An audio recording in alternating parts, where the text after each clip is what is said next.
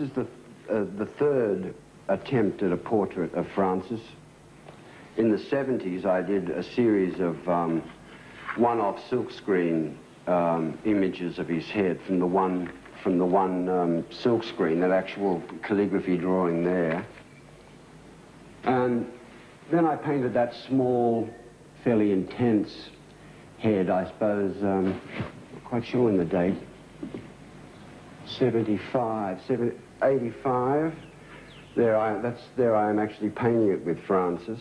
Slightly like a gangster. It's a little bit, I see a different Francis now, having just come back from London. I've brushed that in, because I'm going to go in for the Archibald this year, and I wanted a bigger and more gentle, in a way, head of Francis.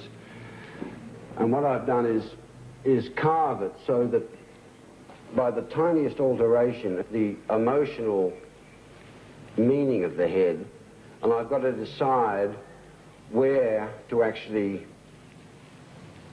sit this down before I go in again and start to model the nose. And the mouth, the most incredible mouth. Francis's mouth is the strongest point of his face.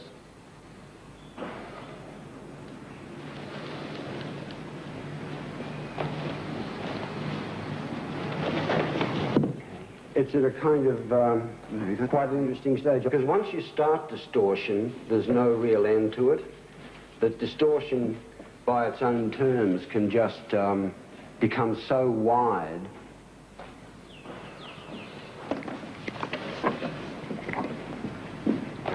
so I want to have a certain humanity or humility about it. I mean, I don't want it to be a ludicrous portrait, because he's got a lot softer, you know, as he's got older. There's sort of incredible power that he had when I first met him.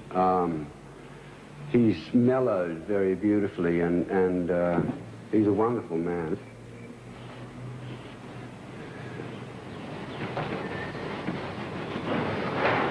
But I think Francis has made some additions to figurative painting which are undeniable.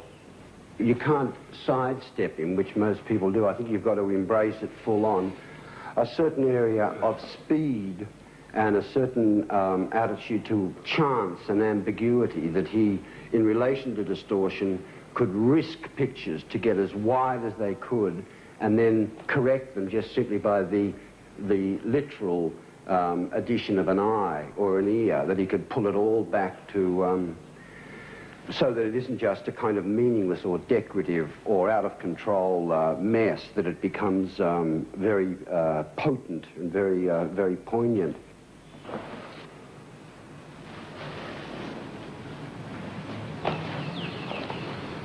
Portraiture is, for me, the most difficult, probably the most difficult area of creation, because in many ways it's been made obsolete because of photography. And how do you make a picture that works as art but also refers to a person, to their likeness and to them? So with this self-portrait, in a way it's a kind of a game. I've set photography, I've set the notion of what I actually physically look like. Here I've used a glass eye, I've used my real hair so that it refers to reality. And I've used expressionism. I've tried to see how far that I can distort and extreme the face, but still hold on to reality, to return you to a likeness of yourself which is in a sense extremed. And then that is another self, the addicted self, the negative self, the area inside oneself that one is trying constantly to defeat, mediocrity and negativity. And that's a portrait of that force. And then I've referred to Dobell's controversial 1945 portrait of Joshua Smith, which went to a court case claiming it was caricature. I mean, it won the case, it was a piece of art, and I think it's a wonderful portrait. So it refers to the Australian history of portraiture. So it's a parlour game on the problems of painting.